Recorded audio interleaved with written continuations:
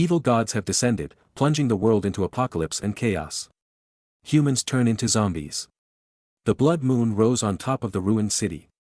In the rubble of the broken metropolis, our MC, Xia Yan, had been beaten, bloodied, and broken. In the distance, demons wreaked havoc without a single ounce of mercy for the population. Their strong strides and powerful limbs destroyed skyscrapers, tearing through concrete like paper. Under the demons' command was an army of zombies, undead monsters hungry for human flesh. The few survivors tried to run for their lives, desperately clinging to non-existent hope. Xia Yan was continuously trampled and kicked while he was down, a witch snickering at his misfortune. She then started dousing his wounded body with gasoline, covering every inch. The witch and the caped villain said their sarcastic farewells while flaunting their stolen treasure. The caped villain had stolen the most precious thing that Xia Yan owned, the token of the 6 great hells. As the gasoline painfully stung his open wounds, Xia Yan looked at the man he considered his best friend. His only concern was the well-being of his missing little sister. The villain activated the token, summoning the power of a monstrous bear that wore the skulls of its victims as a necklace. The smug villain confessed that Xia Yan's adorable little sister had already been dragged to her miserable resting place for being a nuisance. At least her pure blood was still quite useful for something else. As furious as he was, Xia Yan did not have the strength to stand up, let alone fight back. The retreating survivors looked up to the villain with hope. They knew him as Shijun, the strongest ability user blessed by the gods. As Shijun took the witch into his arms and flew away, he left Xia Yan with a painful parting gift, a lit lighter aimed to burn him alive. The giant demon continued its destructive advance until it was met with the summoned giant bear. Unchained from its restraints, the gargantuan animal wrestled with the pale demon. It was a full-on battle. At the same time, Xia Yan's body was swallowed by the fiery ignition. He gritted his teeth through the agonizing sensation of his skin being burned to a crisp as he desperately wished for a do-over. Xia Yan vowed that if the afterlife existed, he definitely wouldn't let those who wronged him go unscathed. Fueled by hate and agony, his right eye assimilated with the flames as he heard a playful voice granting him his wish. His heartbeat slowed to a crawl, and with one final pump, the flow of time reversed.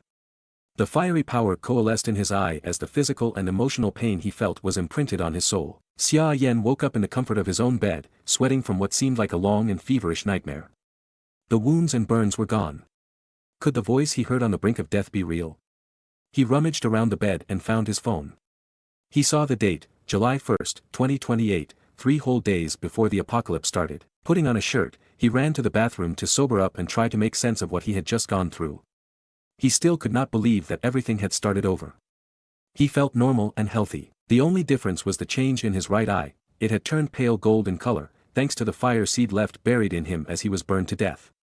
Xia Yan quickly took a moment to calm down and adapted to the situation surprisingly fast. He suited up and went out the door. He took his first steps outside and took in the sights. His neighborhood wasn't necessarily nice to look at, but all of it would look a lot worse 3 days from now. The apocalypse would arrive and turn many humans into zombies, along with the descent of strange gods.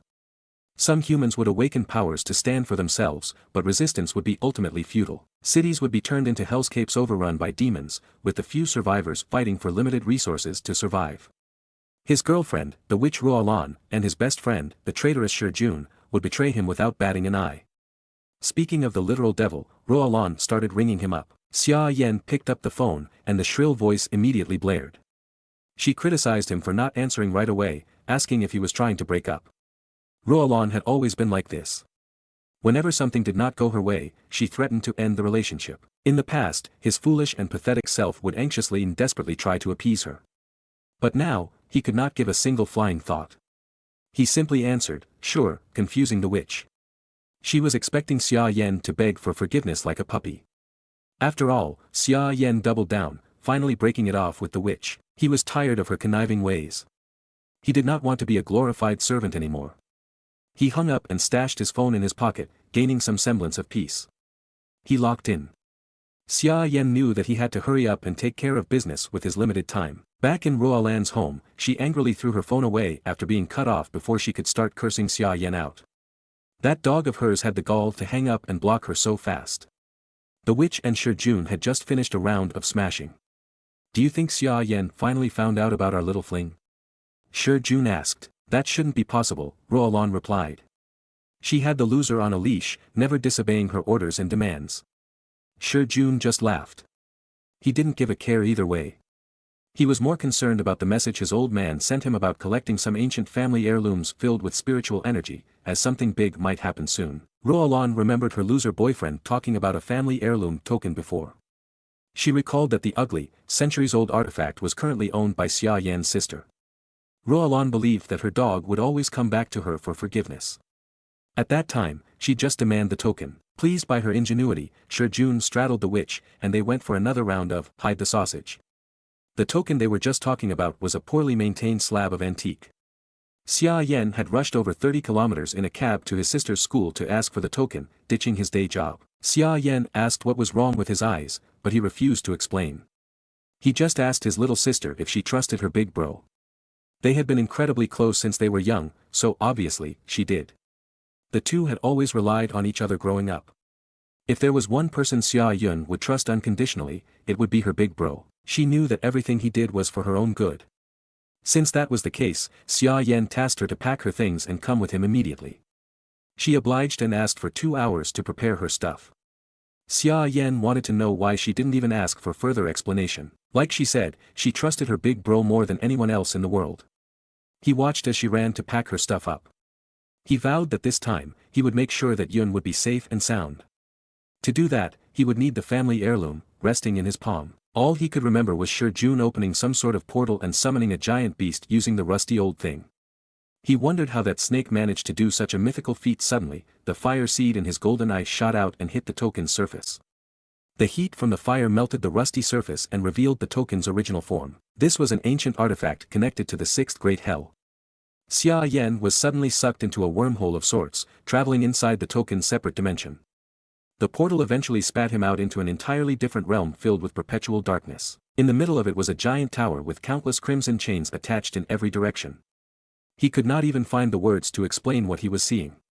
Inside the tower was a plethora of monsters and demons from all sorts of eras, locked up and desperate to get out. They all looked at him with their penetrating glares as he descended to its entrance. The monsters and demons tried to scare him with their snarls and gazes, and it was incredibly effective. Then a lightning tribulation struck the tower with an ungodly amount of force. The lightning seemingly aimed at the monsters that dared to intimidate Xia Yan. Each one of them suffered a painful demise as the destructive power mutilated their grotesque bodies. The destructive tribulation continued to go wild, seemingly connecting to Xia Yan himself. A mysterious power was suppressing the monsters in the tower. Right then and there, he heard the same playful voice he heard before his life was snuffed out, before time reversed. The mysterious entity's lips curved into a smile, revealing her fangs. Xia Yan's guard immediately went up as he stared at the humanoid creature in front of him. She introduced herself as Sudaji, a beautiful nine-tailed fox. She extended a respectful greeting to Xia Yan, the new Hell's prison warden. Tens of thousands of years ago, the immortal emperor gathered 12 immortals, Taibi, Tang, the 3 pure ones, Guanin, Fuki, Shanu, and others, to jointly forge the demon-suppressing tower. The finished product was dubbed the Sixth Great Hell, the nightmare of every evil incarnate out there. Throughout the ages, all sorts of powerful beasts, monsters, and demons were locked away for their grievous sins. In the Tower of Endless Punishment, they suffered the torment of soul-burning heavenly lightning, day and night. The pardon token in your hand is the only key that can unlock the door to this fearsome place. That's also why I referred to you as the new warden. Since this was his first time in this place, the fox invited him to go inside and check on his prisoners. She promised to give him a more detailed report of the place as they walked through. Curious and intrigued by what this all meant, Xia Yan took her up on her invitation. He walked up to the ominous door as if he had nothing to lose. As soon as he entered, he was greeted by the swift weaving of violent energy bouncing around the first floor.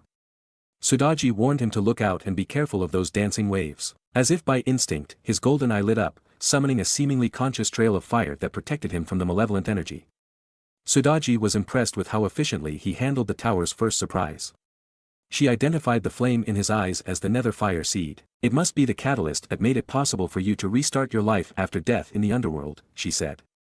Sudaji also confessed that she contacted him as his life flickered away. The bond between the fox and the Xia Yan family runs deep. She had been the guiding spirit of the sixth great hell for a long time now, and she could not bear to see Xia Yan get killed by pathetic villains. The despair and anger at the moment of death must have awakened his flame ability, igniting the nether fire seed. She barely had to do anything. That's one big question answered. Now that the apocalypse is inching closer once more, you won't be as useless and helpless as you were in the past, she added. This time, he was determined to do everything differently. Itching to learn more about this tower, Xia Yan asked Sadaji to proceed and lead the way. She explained, the sixth great hell is divided into 5 layers. Based on your soul power, the doors to another floor will light up, representing your current limit. The higher you can go, the stronger imprisoned creatures you can encounter. So, you'll need to increase your soul power fast to face them. Right now, the only section lit and accessible is the one on the ground floor. Behind the prison cell was a familiarly terrifying figure. It was the same gigantic beast that Shi Jun summoned and rode in his previous life. Curiosity got the best of Xia Yan, and they walked a little too close to the prison cell, waking up the monster.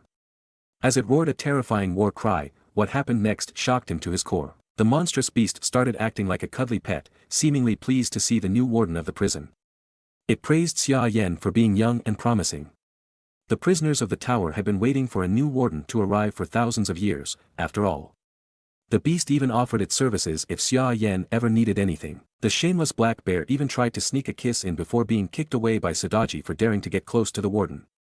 As it turned out, the fox just wanted to get first dibs on licking Xia Yan lovingly first. She did not want any competition for the warden's attention. She complained that these 1,000-year-old demon kings had only been imprisoned for a few thousand years and had already turned into attention-hungry dogs. But not everyone was like Black Bear. Some of the prisoners did not approve of the young warden only relying on his token. The chained-up bird-looking demon would rather get struck by heavenly lightning for another 1,000 years than grovel at the kid. Accounting for Sadaji in the Black Bear demon, it seemed like the tower held an untold number of legendary creatures. Xia Yan let his eyes wander until they fell on the Black Bear's next-door neighbor. He could see the demon's back, a muscular body with demonic wings attached. The demon turned around, showing its humanoid face with a sharp beak. He recognized the demon from the ancient stories and myths, the thunder god Lugenji. Sadaji praised the warden for immediately recognizing another prisoner at a glance. She clarified that in this world, monsters are ranked as soldiers, generals, commanders, kings, sages, and beyond. Since Xia Yan only had access to the lowest level of the tower, he could only see general-level criminals. The stronger he becomes and the higher he goes, the stronger the prisoners he could encounter. It is said that the topmost layer even held sage-level immortal criminals. Sadaji had heard Lady Nuwa say about how they once held god-level beings in the tower, but they had been lost to the sands of time. The fox urged the young warden to work hard and ascend the ranks to control the entire prison. Xia Yan was more than just a little overwhelmed by the scale of this responsibility. The tower is more formidable than anything his mind could have imagined. The general-level beasts on the lowest level are already powerful enough to cause ruinous amounts of destruction with their power. The prisoners on the top floor must be world-ending nightmares. But no matter what abomination was locked up on top, they would all just be prisoners under the warden's control in the future. In the coming apocalypse, he has the potential to become the strongest. With his minuscule soul power, this is as far as they can go for now. Xia Yan would have to absorb a lot more soul power to light up more rooms and ascend. Sadaji also expounded that soul power is different from awakened abilities. Abilities can be strengthened by absorbing crystal cores from zombies and mutants. Soul power, on the other hand, can only be obtained by killing gods. In 3 days, when those deities descend upon Earth, his hunt will officially begin. Before eradicating the gods, he needs to make all the necessary preparations. Xia Yan found himself in the busy antique street. In his previous life, someone stumbled upon a binding immortal rope from one of the stalls and became a powerful ability user. At this point in time, the treasure should still be for sale on this street. Thankfully, the energy radiating from the antique display cannot escape his nether fire seed. Coincidentally, the head of the Song family and father of Shi Jun, Song Tian, is also roaming the streets to shop with Elder Huang, his trusted antique appraiser. Song Tian spotted Xia Yan looking around the stalls, confused that the young man had an interest in the wares. He remembered reminding his son to pick friends that would be useful one way or another, and Shi Jun assured him that Xia Yan was just a foolishly loyal guy who was easy to manipulate. Song Tian did not pay the young man too much attention and continued their search for valuable antiques. Elder Huang assured him that, with his discerning eyes, they could get a decent haul. It's too bad that most antiques on display are useless. Song Tian had just gotten back from an ancestral worship ceremony where he dreamt of his ancestors telling him to search for ancient artifacts.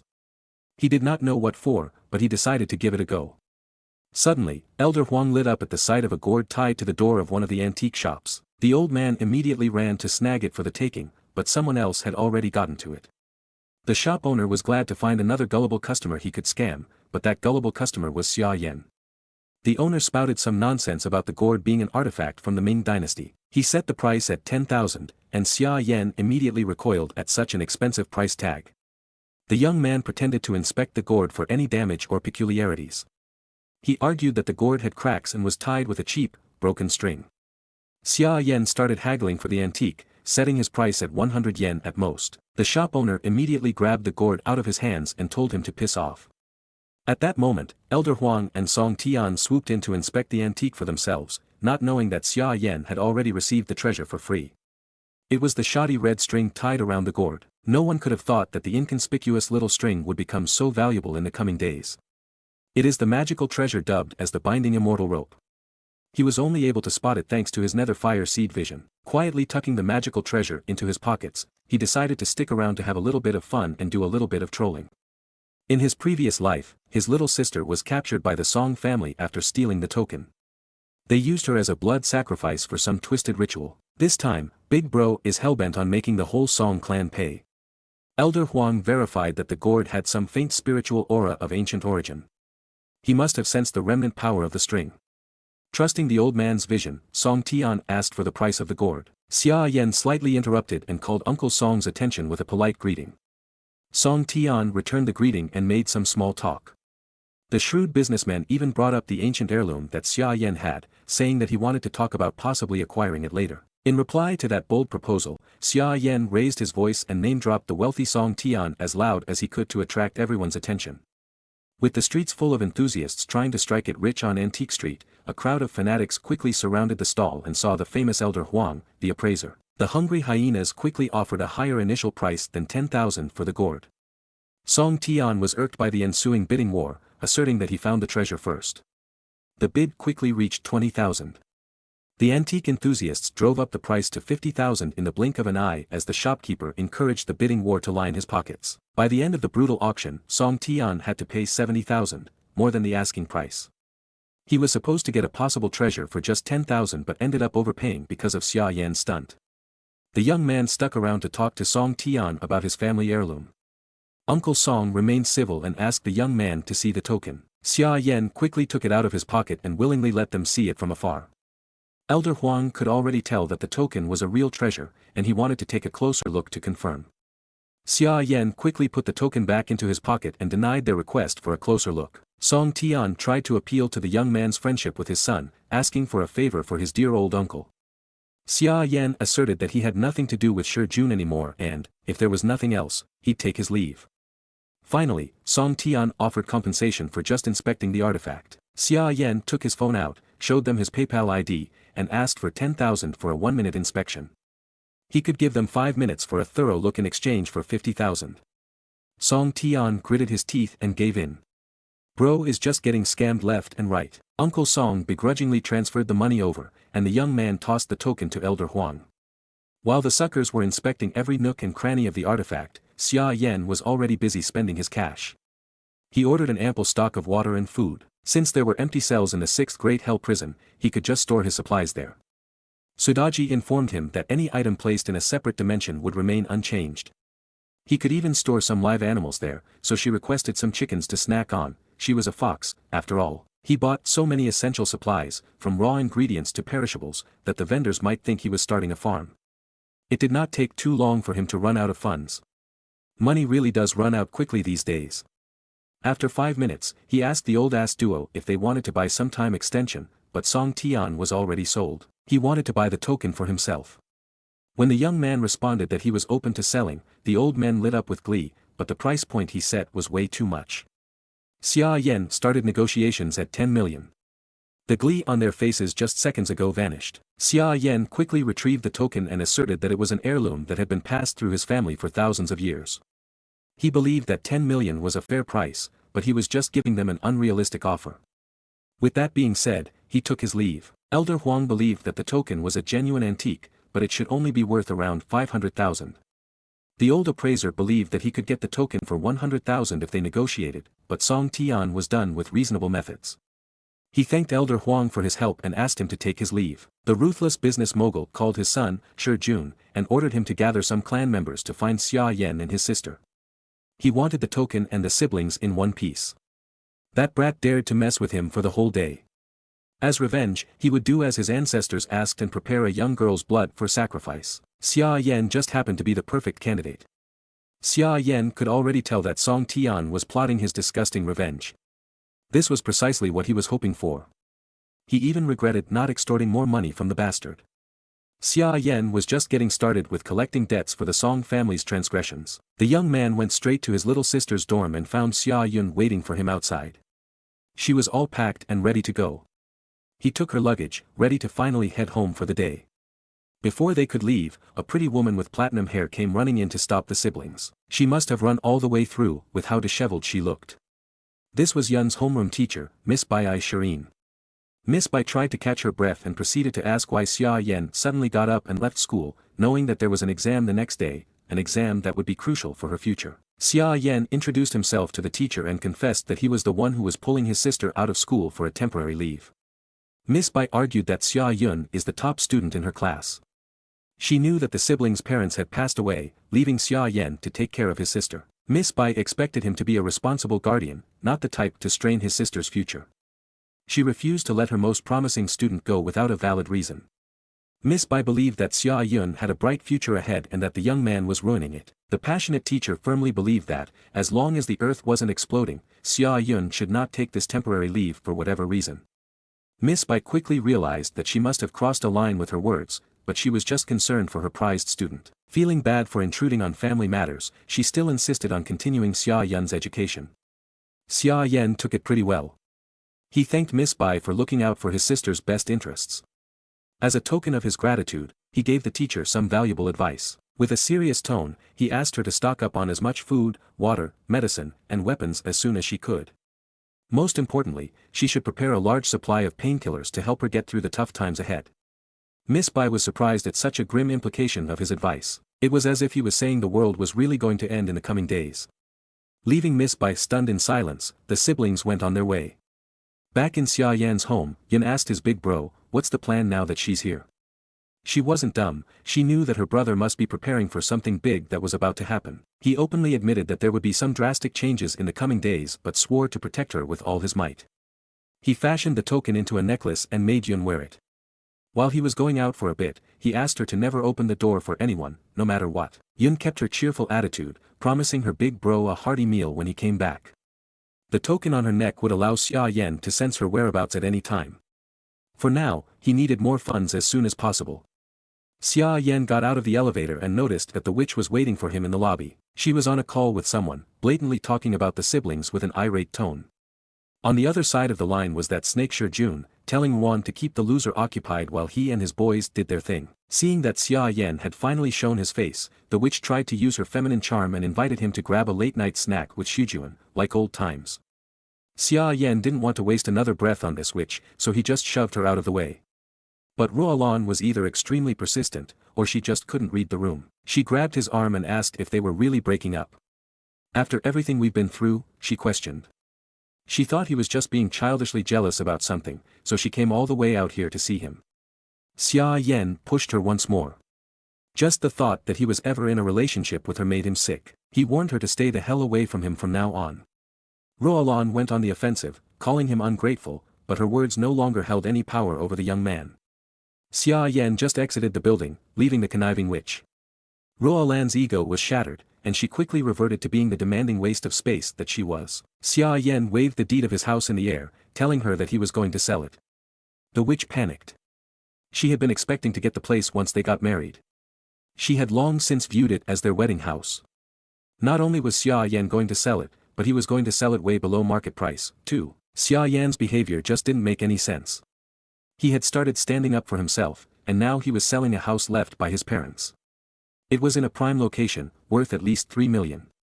That house was her end goal, that's why she dated him. Quickly thinking on her feet, Ruolan returned to her gentle demeanor and asked how much he would sell the property for. To make the process easier and quicker, he said he was going to put it up for just 1 million. Ruolan was flabbergasted, thinking that Xia Yan must be in some sort of trouble and needed to sell the house to pay off debts. The young man continued dangling the prospect of selling such a good property for such a low price in front of the witch. She wanted to buy it for herself, but she didn't have the funds to do so yet. All she could do was offer him 300,000 up front and promise to pay the rest later. That's a no-go, though, Xia Yan replied. I'm not looking for an installment plan. He wanted 1 million in cold, hard cash. Roalan considered the factors. She knew that Shi Jun was about to mess with the siblings, and Xia Yan was as good as dead anyway. Even if the witch gave him 1 million, it would come back to her.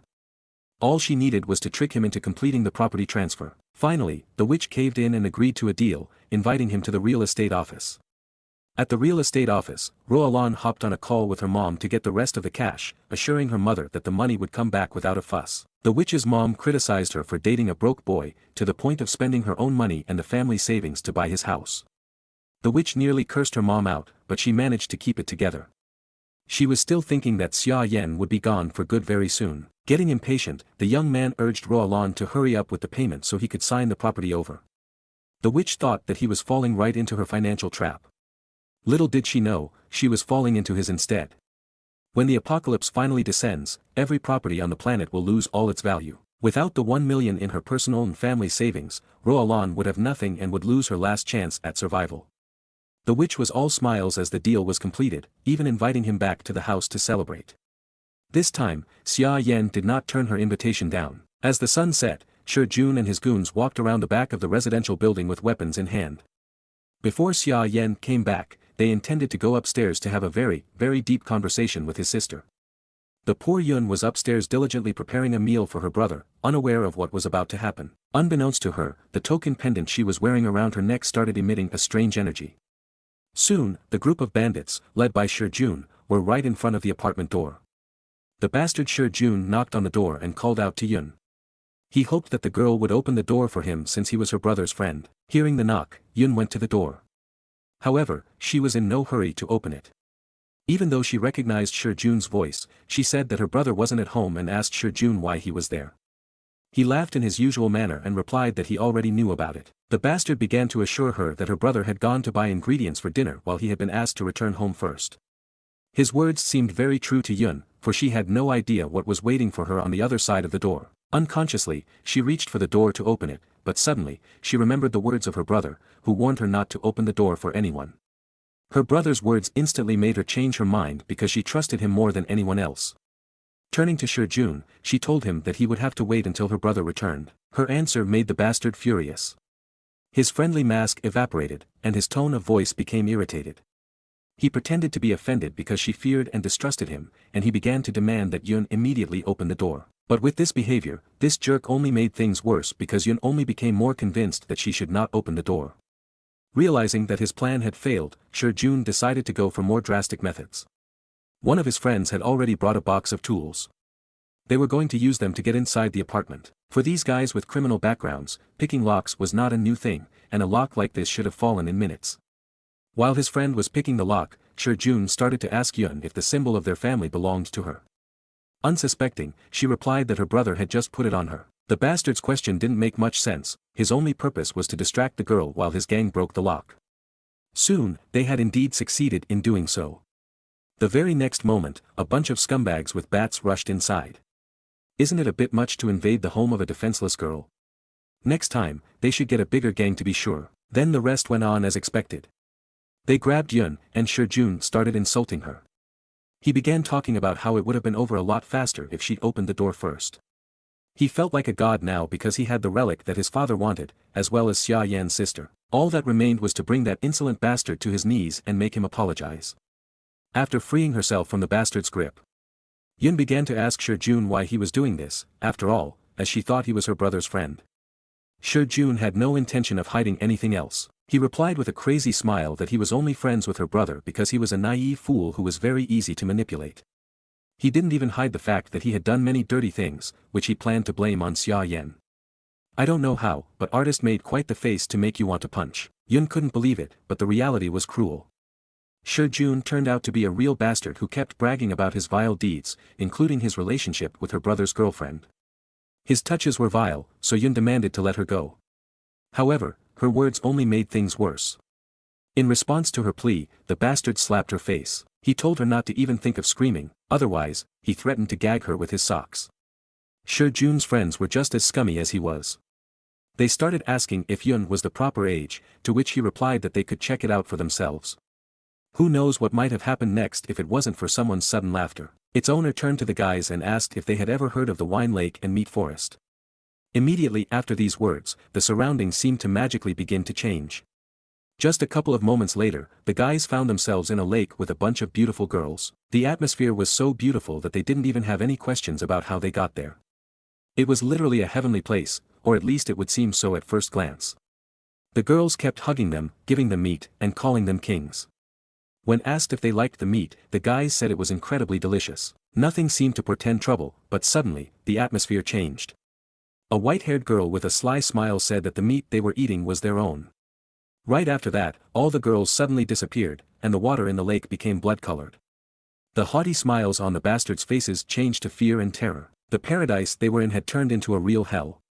Sudaji, who had created all this on purpose, asked if they didn't like the menu. While these wretched bastards' minds were imprisoned in the world of illusion, in the real world, they were writhing in agony. They didn't even realize that their punishment had just begun. Yun only watched from the sidelines, not realizing what was happening. Finally, the bastards came to their senses, scared to death of seeing the ghost. But they still couldn't understand where the illusion ended and reality began.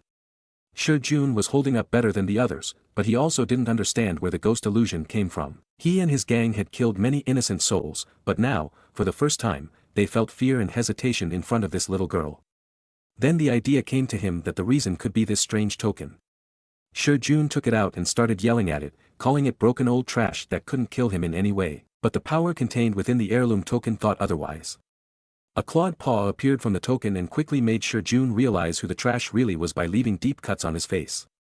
The bastard immediately screamed in pain and let go of the token, which rolled across the floor. It finally fell right at Zan's feet. Our hero picked it up and went into his apartment. He returned just in time to watch the wretched criminals in person and punish them properly. The Jun gang immediately realized how much trouble they were in, but then the witch Roalan appeared, demanding an explanation of what was going on. As soon as she saw the injured Jun, she rushed over to him. The rest of the gang began to come to their senses, and Jun ordered them not to let our hero leave with the treasure. Yun only had time to warn her brother to be careful. Confident in their numerical advantage, the bastards moved forward, attacking all at once. They hoped to win quickly, but our hero stood still. He wasn't afraid of these losers at all. However, there was a problem that Sudaji had told him about. The Raven General used his power to strike Shun's face with his claw, but he did so without Xia Yan's permission and used up all of his token power. The Bear General was upset that he couldn't appear and show his power, but our hero was only happy about it. If he had shown up, the house would have definitely been destroyed. This apartment is too small a stage for such powerful creatures. Their turn will come later, he thought. He could easily deal with such a bunch of losers with his own strength. Xia Yan didn't even have to lift a finger to send flames directly at these scumbags. The burning thugs didn't realize what was happening. This was the first time they had encountered such an incredible power. It was as if the fire was intelligent, for there was nothing burning in the room except the thugs themselves. The flames were incredibly hot, and no matter how hard they tried rolling around on the floor, they couldn't put them out. Even water couldn't extinguish the flames, no matter how much these losers looked to it for salvation. The flames were only extinguished when they fell dead. This was the first time Jun and Roalan had seen such a thing, and they were even at a loss for words. Now the main bastard, Jun, was truly afraid for his own skin. He had no idea that Xia Yan could use magic. The frightened witch Roalan begged Xia Yan to stay away from them and instead remember that Jun was his best friend and she was his girlfriend. But our hero was in no mood to show mercy to such trash. Jun had dared to come to his house, take his sister hostage, and try to steal a token, and Roalan, the disgusting witch, had acted to distract and delay him. Just looking at them made Xia Yan simply sick. And they still dared to reminisce about their old friendship. Jun stood up and started to play the most innocent person in the world who doesn't understand what Xia Yan was talking about. At the same time, he quietly whispered to Roalan to go and distract our hero, since she was his girlfriend. Jun himself took out a knife behind his back and continued to talk about how he couldn't wait to be the best man at Ru and Zan's wedding. Roalan started to play along with him and asked our hero to marry her. She was even ready to forgive him for having nothing. "Isn't that true love?" she asked. The only thing she wanted to know was how he got such power, and then she would love him forever. At first, it seemed like her spell had worked, and Jun saw it as an opportunity to make a sneak attack.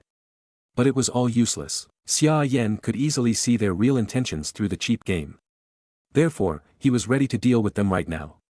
A stream of flames from his eye captured the rotten couple and made this world a little cleaner before the apocalypse. Watching the flames, our hero thought about why he got this power and realized why: to purify this world of filthy creatures like Shurjun and Roalan. He would scorch all such filth from the face of this planet. Meanwhile, at the Song family's estate, their entire clan gathered together to witness the clan leader address the ancestors. Song bowed before the altar and began to ask the ancestors to bless and help his family so that their wealth would become limitless. The spirit of the ancestors appeared from the altar and demanded ancient spiritual artifacts and the girl's blood in return. The pitiful ancient flask that Mr. Song had bought so dearly did not satisfy the spirit at all. The ancestors wanted a real sacrifice and real artifacts. Mr. Song began to promise that there was nothing to worry about. In just a few minutes, Shurjun should arrive with the girl and the artifact, he said. But the spirit was simply furious that he had to wait for such ungrateful descendants. Even so, he had a message for them: the end of the world, a worldwide apocalypse, is coming in 3 days. It sounded incredible to Mr. Song, but he could not doubt the words of the ancestor spirit. Therefore, he immediately called out to his clan, urging them to send all their manpower and resources to buy up water and food in large quantities. If what the ancestor spirit said was true, the end of the familiar world would come very soon. Song also sent his assistant to quickly find Shurjun and his captives. They needed to make the sacrifice as soon as possible. However, no one had time to even move when the estate's gate shattered into pieces. Xia Yan entered the scene and brought with him a piece of trash called Shurjun. Now Mr. Song could not worry about him not showing up. There was one thing, though: Shurjun arrived in the wrong state, but our hero came to this hornet's nest by himself. Mr. Song was shocked to see his son in such a state. He couldn't even imagine how a loser and poor man like Xia Yan dared to do such a thing to his son and then come to the family estate, destroying everything in his path. Song immediately ordered the clan to kill this insolent guy. A dozen bandits immediately rushed towards our hero. Xia Yan could only laugh at their foolishness. He closed his eyes while preparing a fiery greeting for them, and when he opened his eyes again, flames burst out. Xia Yan tagged each bandit with a mark, and after that, nothing could save them anymore. So, our hero went through their lines without any problems, and the flames hit only those who tried to stop him. Now he was left alone with the frightened Song, who immediately lost all his arrogance. Behind Xia Yan, the remnants of the gang were squirming in the flames, and our hero was about to make the main villain pay. But even cornered and scared to death, Song wasn't about to give up. He had one last hidden trump card up his sleeve: a gun. And he was going to use it without a doubt. However, just as he pulled the trigger, Xia Yan used his flame control ability and blew up the gun right in the villain's hand. Mr. Song was injured in both hands at once. Our hero only laughed at him, saying that he shouldn't have played with gunpowder. Xia Yan himself couldn't get enough of his strength. Even though he was of a low level, void fire gave him incredible abilities. With it, he could simultaneously control 10 flame sources with a volume of up to 10 square meters. But if there were explosives nearby, it could be even more. While our hero was thinking, Song used this moment to reach the altar and seek help from the ancestors. The ancestor spirit couldn't allow the Song family's last heir to be destroyed, therefore, it used its flame power to attack Xia Yan. The power of this flame, amplified by the evil spirits, was so great that even our hero couldn't do anything. He even received substantial damage and was forced to retreat a little. At the same time, the wounds of Mr. Song and the rest of the clan members were healed. Now he had regained his confidence in himself and the strength of his ancestors again and began to promise a very quick death for our hero. This time, Xia Yan was facing a truly formidable opponent, to say the least.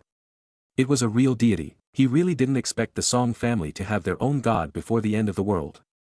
After all, initially, he just wanted to steal a few ancient things and make some money, but it turned out to be more complicated than he thought.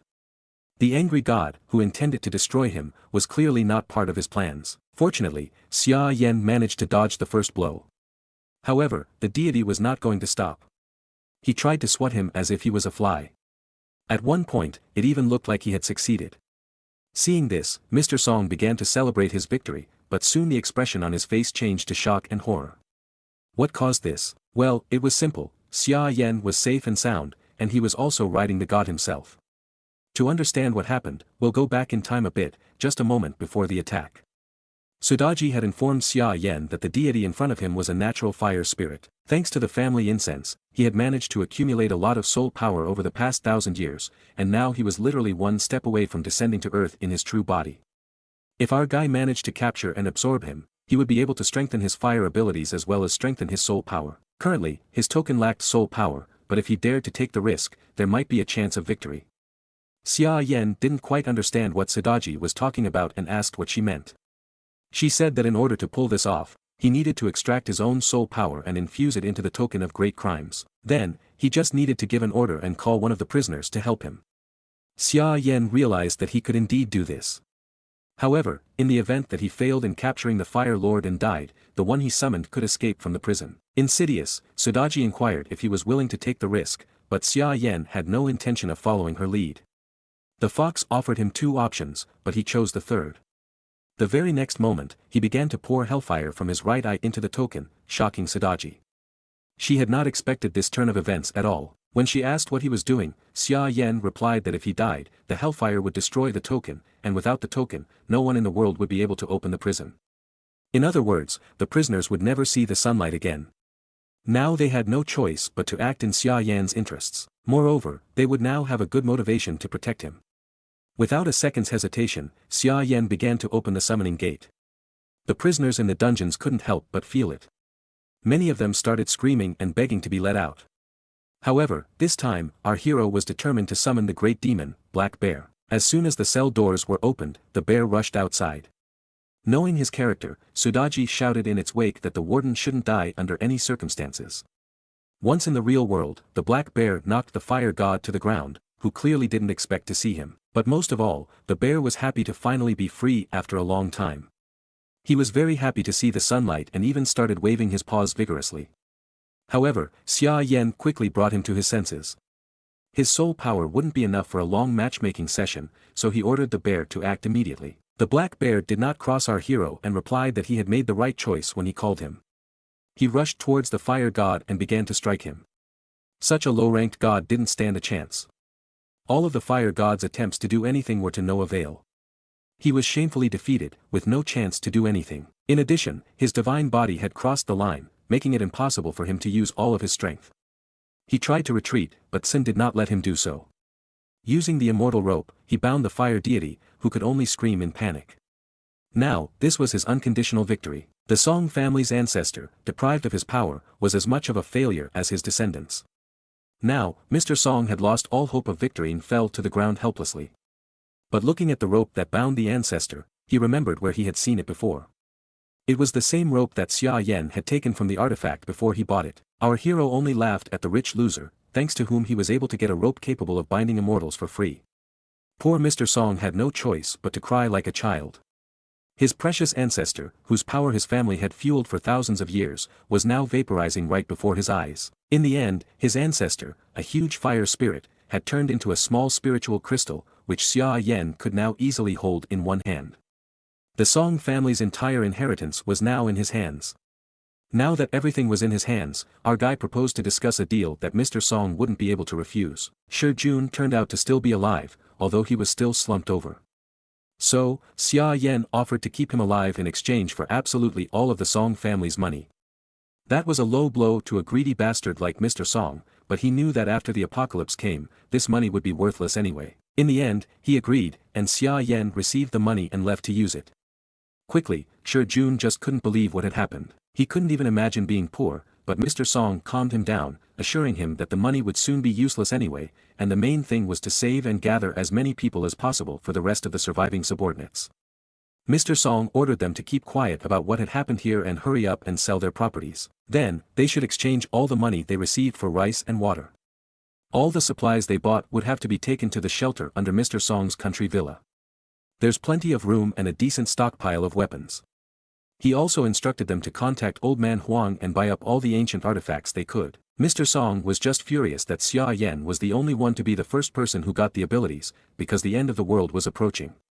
But he believed that it wasn't the end of the world, and if all the children of the Song family took advantage of the opportunity, the end of the world could be the beginning of their world domination. But as for Xia Yan, Mr. Song was ready to do everything he could to make his life a living hell. Meanwhile, our hero headed to the biggest pharmacy in the city. Thanks to the Song family's money, he now had almost 29 million. Of course, if he had more time, he would have learned more about the Song family, but now he should forget about them, because the main thing is to prepare for the apocalypse. At the pharmacy, Xia Yan ordered 30,000 spiritual cleansing pills at once. Of course, the pharmacist was shocked that someone needed so many ordinary medicines to reduce fever and neutralize poison. Our guy wasn't going to explain everything to her. He just wanted to buy everything quickly. If they didn't have the stuff he wanted, he could go to a competitor. Of course, she didn't want to lose a customer, but to fulfill such an order, she would need time, and the delivery would take 2 days. Xia Yan knew that there were only 10,000 of these spiritual cleansing pills in the city, most of which were sold online. You're probably wondering why he needed so many of these obscure pills. Well, when the apocalypse begins, this unremarkable medicine will be the most important material. In his past life, Xia Yan was infected with a zombie virus and suffered from its symptoms. He didn't want to die, but nothing depended on him.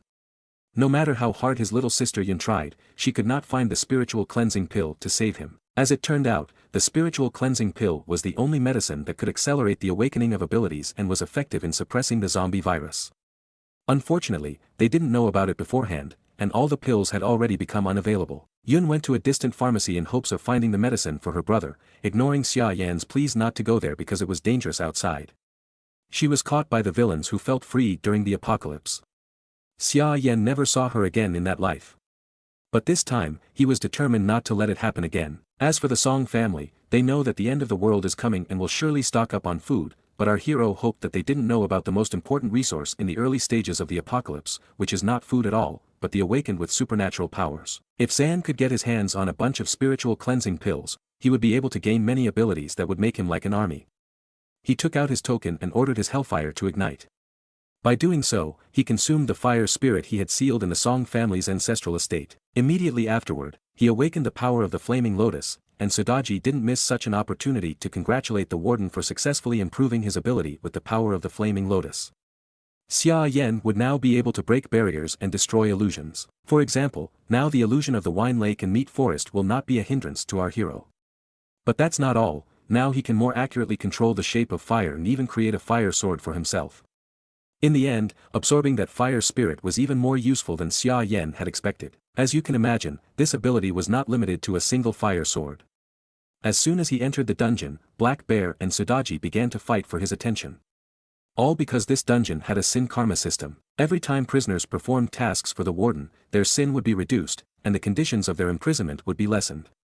For example, Black Bear reduced his sin karma to 90 for helping to fight a fire spirit ancestor and received an extra portion of meat for it. Such excessive attention from the prisoners did not please our hero, and he pushed them away. The Thunder Raven was watching all this. He despised these weak mutts who were ready to crawl in front of the warden for a small profit, and he warned our hero that if he tried to summon him, he would regret it. After all, he would not obey and simply escape from prison. Xia Yan was not disturbed by this. As his abilities grew, he would gain access to the next floor with stronger prisoners, and the Thunder Raven would be completely unnecessary for him. When that time came, the Thunder Raven would have to beg him himself to be used by our hero. As Xia Yan's strength grew, the prison warden's token was also filled with energy. It was just in time, because the blood moon was getting bigger and bigger, and the apocalypse was getting closer by the day. Our guy should hurry up and spend the remaining money as soon as possible. The next day, Xia Yan went to the jewelry auction. Here, he hoped to obtain a very powerful artifact. When the apocalypse comes, all the ordinary resources will be quickly looted, but they are not as important as ability enhancement cores, which can only be obtained by killing zombies or using rare artifacts. Just such an artifact found our hero. With its help, he would be able to improve his abilities from the 2nd to the 3rd level. In his previous life, one lucky guy got the stone and developed his abilities before anyone else, gaining countless advantages. But this time, it would be our hero in his place. A few hours later, the stone was put up for auction at a price of 3 million. According to experts' estimates, it turned out that this raw stone had a huge potential, and the jadeite inside it could be worth at least 5 million. Immediately, buyers began to raise the bids and gradually reached 4 million. But suddenly, some rich son of A bid 5 million at once, and everyone else lost interest. Because if this rich bastard was interested in the subject, the others did not want to cross him, knowing that he owned one of the biggest companies in China. As a reward for staying out of his way, he invited everyone to have a drink at his expense next time. Suddenly, Xia Yan entered the room and raised the bet to 6 million. Everyone around was puzzled as to where this student had come from and where he had gotten such money to bid. One of the organizers of the auction immediately ran up to our guy and said that they have a membership system here, and to participate in the auction, one must have a black bank card as proof of solvency. Fortunately, with tens of millions in his account, Xia Yan already had such a bank card. As soon as this guy saw the card, his behavior changed drastically. Meanwhile, the auction continued, and the girl leading the auction asked if anyone wanted to bid more. Of course, that rich bastard was not going to give up so easily and raised his bid to 7 million, but that didn't help him. Xia Yan didn't change his mind and immediately bid 10 million. Everyone was shocked by such a bet. It far exceeded the price of the processed gem inside. The girl that was with that rich bastard advised him to calm down and not to continue to measure his dignity with this loser who only pretends to be rich. Surprisingly enough, he listened to her and backed off, but finally asked her what our hero's name was and promised to memorize his name and how cool he is. Maybe the next time they meet, victory will be on his side. Finally, Xia Yan got what he wanted. Even just holding the container with the stone in his hands, he could feel its power, and his eye lit up with red flames. There was nothing more for our guy to do here, and he headed for the exit. Behind him, the next lot was presented, an ancient feather fan inlaid with precious stones. No sooner had Xia Yan reached the door than the frightened cries of "monster" and requests for help were heard behind him. Everyone was trying to save their lives when the spirit of a giant snake burst out of the fan. This snake had an almost human face and flew straight at our hero, ignoring everyone else. Xia Yan speculated that the summoning of this monster could be due to the fact that this fan, before the auction, was lying too close to the stone and managed to absorb some of its energy. Besides, the end of the world was getting closer, which also gave the monster more power. After all, the world is about to fall into chaos, and such supernatural events are only small signs of the coming disaster. The rich, blonde guy was not a coward at all, and in the face of unknown danger, did not run to hide like everyone else. He tried to attack the snake with a telescopic stick, but, expectedly, it did not bring any result. The snake didn't even feel his blow and rushed straight at Xia Yan. To everyone's surprise, Xia Yan didn't even move when he caught the snake by the neck and put the fire collar on it. With the improved flame control, stopping the overgrown snake was easy. Then, he activated the lotus flame, and the flames began to destroy the shell of this spirit. After a couple of seconds, all that was left of the snake was another spirit crystal. If Xia Yan uses it, he can gain new abilities. However, judging from the fact that this spirit's level wasn't high, he would only be able to obtain a small ability from it. Xia Yan was about to leave when the rich, blonde man behind him fell to his knees. He recognized that our hero was a true master and wanted to become his disciple to obtain similar power as well. However, he would have to wait. All in good time. After a couple of hours, the front of Xia Yan's house was covered with boxes and cages with animals. This all started to attract the attention of his neighbors. They were puzzled as to how Xia Yan had gotten so rich and why he had bought so many things. Most of them concluded that he was going to start his own business and were happy for him. However, not everyone was so kind. There was one nasty lady who did not like that Xia Yan was doing well. She was sure that he would never be able to open his own store, but the main reason was that Auntie Zhang had her eye on the warehouse that belonged to Xia Yan. She wanted to get her hands on it to open her own store. Of course, she didn't want to admit it now. Just then, our guy came in and didn't pay any attention to the crowd of neighbors. He just walked past all these onlookers, wondering what else he could buy with the money left over after buying supplies. When he got closer, the delivery man informed him that they had delivered everything and asked if Xia Yan wanted to count it all. But our hero was not going to waste time on that. In addition, another car should arrive tomorrow, and most likely the goods would not fit in this warehouse. At least that's what the delivery guys thought. In order not to draw too much attention to his abilities, Xia Yan decided that he would pick up everything himself from their central warehouse tomorrow. Zhang overheard all of this and was shaking with envy. She couldn't understand how Xia Yan had gotten so rich. She knew well that he was an ordinary orphan who had long lost his parents, and he dared to get in her way. How dare he open his store in the place she had first favored? Meanwhile, her little rascal grandson wanted to take a piss, and it looked like she wasn't raising him properly. This little rascal, for such a case, ran straight to the boxes of our hero. This kid was really shameless. His grandmother's reaction was not right. She even praised him and began to justify him in front of Xia Yan, saying that he was small and could do anything. However, our guy did not think so. He quickly grabbed him by the collar and brought him back to Zhang. At the same time, the little boy also managed to give her a golden shower. What did you expect? It's a dumb Chinese manhwa, and the jokes are the same. Zhang got mad and said that Xia Yan can't behave like that, the kid is just playing, and he's treating him like that. Of course, the kid started crying. However, all this did not bother our hero. It is his property, and they should stay away from it, so he just slammed the gate right in their faces. Zhang was just twisting with anger for how much she wanted to get revenge on him. Her grandson, meanwhile, wanted to play with firecrackers and scare the neighbors with explosions. That's when she had a brilliant idea. She will buy a bunch of firecrackers, not only for her grandson but also for herself, and in the evening, they will make an unforgettable fire show together. Some spark would surely hit the warehouse and cause a fire in Xia Yan's warehouse, and she couldn't wait to see his face afterward. Meanwhile, our guy locked himself in the warehouse, away from prying eyes, and started moving all the boxes and cages into his own prison.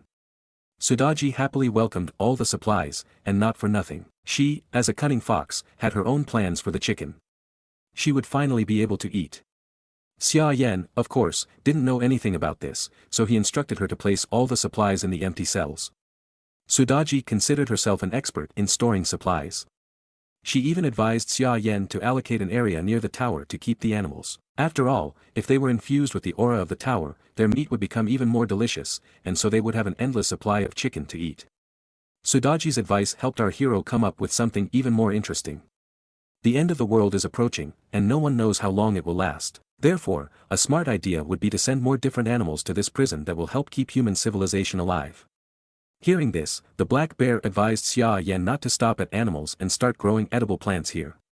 But for that, he would need seeds and fertile soil. Only then would he be able to grow and multiply his supplies, not just endlessly storing supplies in the empty cells of the prison, which would run out sooner or later anyway. Fortunately, Xia Yan has already purchased enough seeds, but the ground around the dungeon is barren and empty. It is completely dry and unsuitable for agriculture. Fortunately, our hero was not completely stupid and came up with a very simple solution. He went to the nearest suburb to an empty field and decided to experiment. How much land from the real world can hold his prison? Xia Yan started collecting as much soil as his ability could hold. Sudaji saw such a flood of soil and realized that it would not end well for her, and shouted for our hero to stop, but no one listened to her. In the end, she was almost buried alive.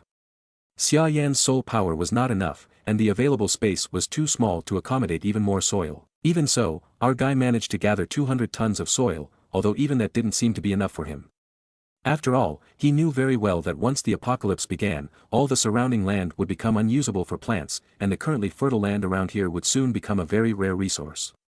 Therefore, there was no time to waste. Meanwhile, his evil neighbor Zhang started to execute her devious plan and bought a whole box of firecrackers.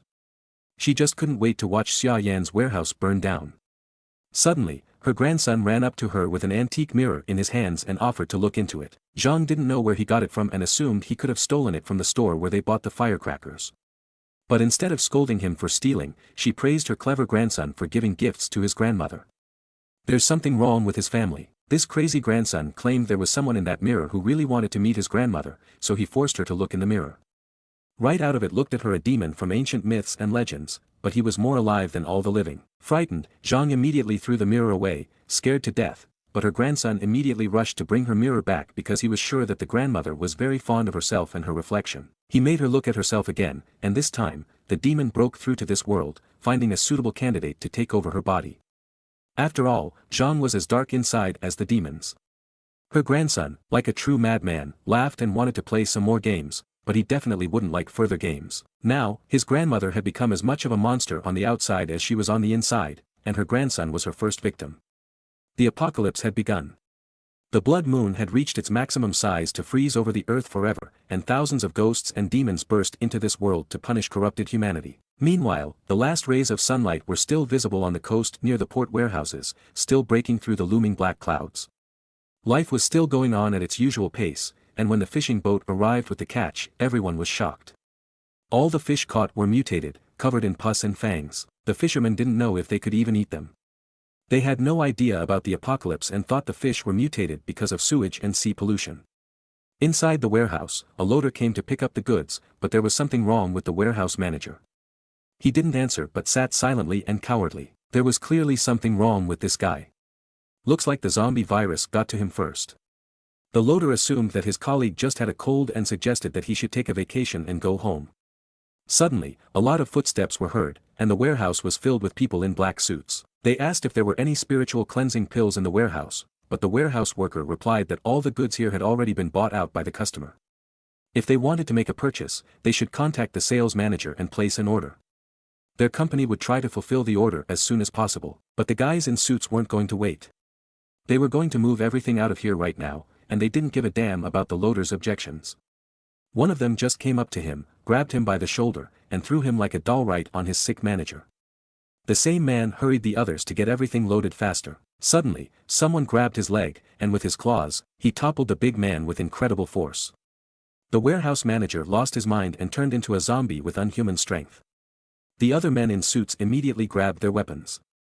A shovel has never failed in a fight against zombies, right? Together, they managed to finish off the lying zombie and free the leader of their gang. The zombie was defeated, but no one realized what it had just been.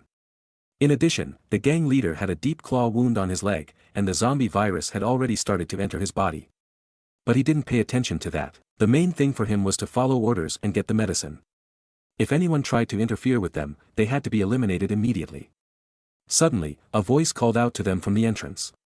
They weren't expecting visitors at all. It's Xia Yan, who came to get the pills he spent his own money on, and these rascals are trying to steal them. The end of the world hasn't fully arrived yet, and these idiots are already rushing to die.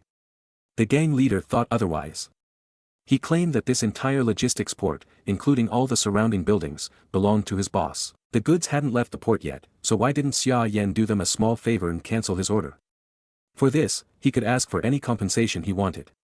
But our hero was not going to sell one of the most valuable resources for money that would soon mean nothing. Xia Yan gave these bandits a minute to leave the warehouse, otherwise, they would face very unpleasant consequences. Noticing the dead body of the manager, he noted that the zombies had already appeared, so there was even less time than he thought. Unfortunately for the gang, they didn't have the sense to get away and instead decided to attack. But even attacking from the back, none of them managed to even touch Xia Yan. He was so fast that he seemed to have vanished. Looking around, the thugs finally spotted him, but they still couldn't understand how it was possible to move so fast. Xia Yan opened one of the boxes full of food and decided that, for their insolence, he would take all the goods from the logistics center with him. Since they said it all belonged to their boss, terrified, the gang leader asked what he wanted. Our guy just opened their eyes to a new reality. It is necessary to use the knowledge of the enemies against them. After all, they were the ones who wanted to rob him, but now he would rob them. The thugs tried to resist, but Xia Yan's flames didn't leave them a chance. After a couple of hours, the battered thugs crawled back to their boss. Their boss turned out to be a very extraordinary lady. She was just furious that her subordinates not only didn't return the medicines, but lost all other goods as well. The leader of the gang started to justify that the man who took everything from them had superpowers. He wasn't just a man, but a real monster. Xia Yan threw them out of the warehouse and closed the door behind him. When they managed to open the door, the warehouse was already empty. There was so much stuff in there, but in an instant, there was nothing left. Now, the only thing the lady was interested in was what this man's name was. One of her gang said that he had checked the information of the pills customer and found out that his name was Zan. The lady thought about it. She realized that she was not the only one with abilities, and she really wanted to get a man with spatial warehouse abilities. Suddenly, the leader of her gang began to shake and growl like a wild animal, and in the next instant, he fell to the floor. Looks like the zombie virus has defeated him, and the lady should get the hell out of here. But the lady did not seem to be frightened at all. Moreover, she immediately concluded that the virus had already penetrated into the man's brain and that even medicine would not save him. Since there was nothing to be done, she ordered the others to burn the man, warning them to be careful not to come into blood contact with him. But suddenly, the man moved and rushed toward the lady. It would seem that she was finished, but instead of running away, the lady began to gather magic in her hand. Dozens of living branches rushed into the room and pierced the man. Now it was clear why the lady was so confident. Once the zombies were finished, she told the rest of the shocked guards not to be surprised by something like this, for this was just the beginning. She ordered them to keep looking for medicines and stockpiling weapons, and to use the warehouse as a base. Only these preparations could save them from what lay ahead, and what lay ahead of them was a real hell. The lady knew it very well. At the same time, Yun asked Xia Yan why he brought spiritual cleansing pills, to which he replied that the water and air were no longer pure. From now on, they had to drink only mineral water and take 3 spiritual cleansing pills every day. In case Yun suddenly became cold, she would have to inform him immediately. Yun didn't understand why this was necessary and asked Xia Yan to explain to her about what happened. Our hero also thought that it was time for that too, so he promised his sister to tell everything on the walk. Although the apocalypse had not fully arrived yet, the eerie atmosphere was already in the air. Even Yun could feel it perfectly. The reason for this was the demons that were beginning to appear more and more frequently, and it wasn't somewhere far away. Literally, strange sounds were already coming from the neighboring apartment. Zhang had already managed to turn into a zombie demon and eat her grandson. Losing all common sense, she rushed outside with shouts of curses to wreak havoc, full of her endless greed. After a while, heartbreaking screams started coming from the house. At the same time, Xia Yan, along with Yun, were already getting into a cab. Ruolan and her mother were walking nearby. The treacherous Ruolan was proudly showing the house she planned to live in with Xia Yan in order to become his girlfriend again. She even borrowed a lot of money and had the most expensive plastic surgery in the country. In her opinion, Xia Yan would not be able to resist such beauty. The reason Ruolan went for it was because he had suddenly become very strong, and if she could make him her own, she could use his abilities to her advantage. Suddenly, they spotted Xia Yan, who was going somewhere in a cab. He was a treasure that couldn't be missed, so they followed him without a second thought. Xia Yan and Yun arrived at the zoo, where they could already see the signs of the apocalypse coming. The animals that were usually friendly, for some reason, on this day behaved very aggressively. On the way here, Xian had already told Yun that the world would soon end and that people would either turn into zombies or gain superpowers. Xia Yan didn't tell his sister about that painful experience from his past life. He explained his knowledge of the future by the fact that he had awakened his abilities early and could see the future. Realizing the danger of the situation, Yun asked why they came to the zoo instead of seeking shelter. Xia Yan replied that escaping could only be temporary, and it wouldn't solve the whole problem. If they wanted to survive the coming hell, they must awaken their strength. Although he already possessed enough power, he could not stay by Yun's side forever. Therefore, in case of an unforeseen situation, she must be able to stand up for herself. In a word, she should also become stronger. Sister Yun glowed at the prospect of awakening her abilities and becoming as strong as her brother. She didn't want to be a burden at all. The zoo seemed to have nothing to do with it, but we're about to find out. All this time, Ruolan and her equally greedy mother were watching them. They didn't understand why Xia Yan had come to the zoo, but the main thing for them was to organize a chance meeting where Ruolan would charm him with her beauty. Before the meeting, she decided to adjust her makeup and stopped by the enclosure with the llamas, but something in their red eyes tells us that it wouldn't end well. Meanwhile, Xia Yan and his sister arrived at the turtle park. Sudaji immediately appeared and said that she felt something special in this place. Black Bear wasn't silent either and expressed his attitude towards turtles, which he didn't like at all. They are hard to fight, tough, and live longer than anyone else. At last, they came to the right place, the oldest turtle in all of China, and maybe the world. It was so old that it was even known to Sudaji and Black Bear. Xia Yan knew that this turtle had been living here since the day the zoo opened and was definitely over 100 years old. It had even been given a name. On the sign was written, "A long-lived turtle," with the name Nanny. Such a name was a bit unexpected and not at all fitting. In its past life, this turtle was famous because one of the demons tried to take over this zoo after the apocalypse started, but this old turtle got in his way. It even bit him. Their battle lasted for days, but the demon never managed to break through its shell. In the end, the demon was forced to retreat. Xia Yan thought that it would be very good to persuade this turtle to protect Sister Yun. Then, she would definitely be safe. Our hero approached the old turtle and asked for its help, but there was no response. The turtle only looked at him with an indifferent look. Then, Xia Yan decided to try another method. He activated his lotus flame and said that he was hungry after the walk and was going to make turtle soup. That's when the turtle immediately became active. He even spoke, irritated by the fact that people are annoying creatures who are always in a hurry.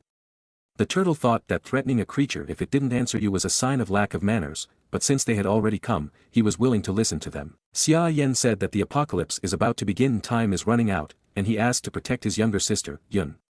Yun was surprised that the turtle could talk and that his name was Nan Nan. In fact, it is a long story.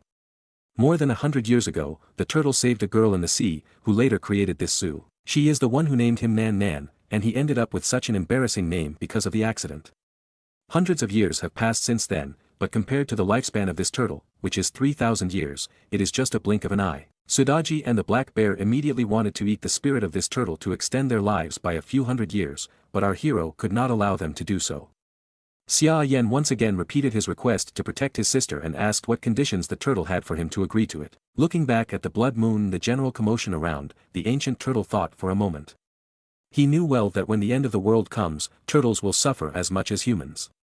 So, our guy suggested hiding all the turtles from this pond in the demon suppression tower. There, he could create a pond for them and raise them into creatures as majestic as the ancient turtle. At the mention of the demon suppression tower, the ancient turtle's eyes flashed with rage. He knew all too well who was imprisoned in that tower and who had created it. At its very top is the one who once ruled this world, and the ancient turtle was his loyal pet. He simply cannot allow an unworthy man to rule this prison. That is why he nailed himself to this place and waited here for hundreds of years for the arrival of the one who will have the key to the Tower of Suppression of Demons. The ancient turtle doubted that such a young boy could run such a dreadful prison. If he failed, he could unleash creatures so powerful that the zombie apocalypse would seem like a walk in the park. To prove that he is worthy of the role of prison warden, Xia Yan must bear the weight of 3,000 years of turtle life. Our hero prepared to take the blow, and with the help of the lotus flame, he began to hold the weight of the turtle. Even the ground beneath his feet began to collapse, but it didn't stop there. The turtle was getting bigger and heavier, and it seemed that the whole clearing was about to collapse under his weight. Ruolan also felt that something was happening nearby. She was sure that Xia Yan was there and wanted to get there quickly. But before she could run, her wig was ripped off her head, along with a piece of her hair. That's something she didn't expect. The red-eyed llama decided it was better for this gold digger to look as she really is. Ruolan used her purse and threats to try to get her wig back, but nothing good came out of it. She only got spit in the face from a llama as the final touch to her makeup. She just got what she deserved, so she has nothing to complain about.